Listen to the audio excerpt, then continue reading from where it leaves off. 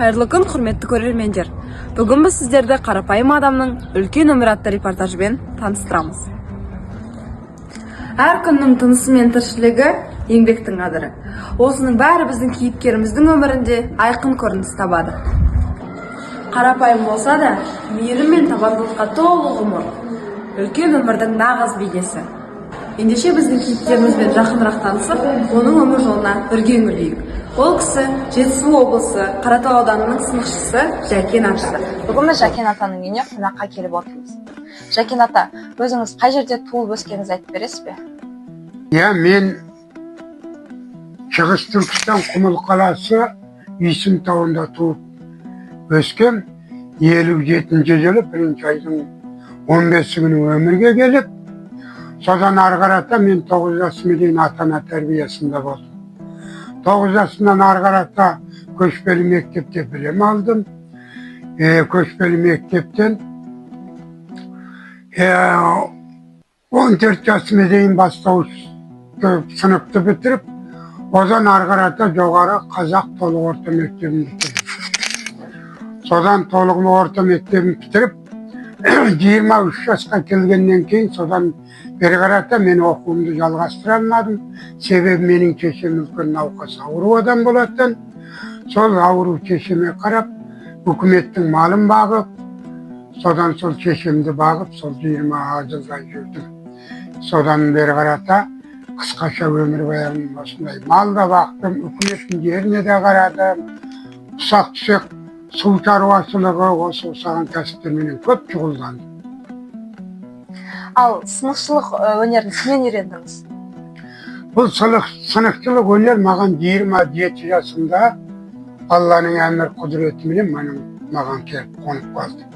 27 жасымда қонды, біреу сынық қапты, ат сүйретті, таудан құлапты, жараланды десе, мен тоқтай алмай сол дірілдеп сөйтем. Содан кейін 30 жасыма келгеннен бері қарата осы сынықшылық кәсіппенен шұғылдандым. Төреқан деген бір аға мені жолға салып қойды. Содан бері қарата 37-38 жыл болды сынықшылық кәсіппенен шұғылданамын. Қосымша іш құрылыс, жарақат осағандарды емдеп отырамын. Бұл кәсіпке не себепті келдіңіз? Бұл себепке келіп қалу менің өзі Алла тағала маған беріп қойғаннан кейін мен осы кәсіпке кірмей амалым жоқ. Сондықтан осыны жалғастырдым. 30 жасымнан бері қарай.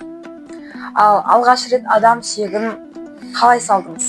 Алғаш рет жаңағы мен 30 жасқа келгенде біздің Құмыл қаласы Дебелдір қазақ ауылдығы Секіре қыстағы деген жерде Тұрақ Молла деген ауылдың үлкен имамының аяғы сынып, сол кісіге жаңағы Төреқан деген ағаны баладар алып келіп, сол кісіге таңдыратын болғанда, жаңа мен жолға сал деп қойған адам, содан мені алдырып, сол 83-ке келген атаның аяғы маған таңдырды, қарап отыр. Сол кісіні таңдым, содан ана кісі таңып болғаннан отырғызған енді кететін уақытта, жаңағы сол молла атамыздың баладарын айтты, енді мен іздемін де. Мына Жәкен осыдан былай қарай, осы таудың, осы бөктердің, осы жасаған ортасындағы адамдардың сынығын таңа береді. Деп, ана баладарына сол ана сынықшата соны тапсырғаннан кейін маған 100 күнде жүргізіп қойды. Мен сол атаны таңып 80 күнде балдаққа жүргізіп қойды. Содан бері қарай жалғастырып келе жатырмын. Ал сынық салу тек қолдың күші емес, адамның жанын түсіну дейді. Сіз үшін бұл өнердің құпиясы неде? Бұның құпиясы деген көп. Сынық салу үшін сынып тұрма, шығып тұрма, жарылып тұрма, чорт жүзіліп кетті ме, қолменен сипап бірінші соны біліп алу керек. Соны біліп алғаннан кейін қолменен бармақпенен өзінің дұғаларын айтып отырып, сипап, сынықты орнына келтіріп, жұмыртқаменен орап, байлап таңып қойып, 7 күнде 1 рет, 11 күнде 1 рет, қандай сынық болса да, қанша жастағы адам болса, сонша жасында бітеді. Содан ары қарата ол адам қатарға қосылып кетеді. Ал оқушыларға, осы жастарға, көрерменге қандай тілек айтар едіңіз? Мен енді көрермендерге, тыңдармандарға, ел аман болса екен, жұрт тыныш болса екен. Біреу ауырмаса екен, біреуінің аяғы, біреуінің қолы сынбаса екен. Аман болса екен. анасынан туған адам анасынан туғандай жақсы баяшат өмір сүрсе екен деп тілек етемін. Біз әзір міне жерде қысқаша және шолу жасап жатырмыз. Бұл жаңа 38 жылдан бері қарай маған көптеген адам келді, көптеген адам таңылды.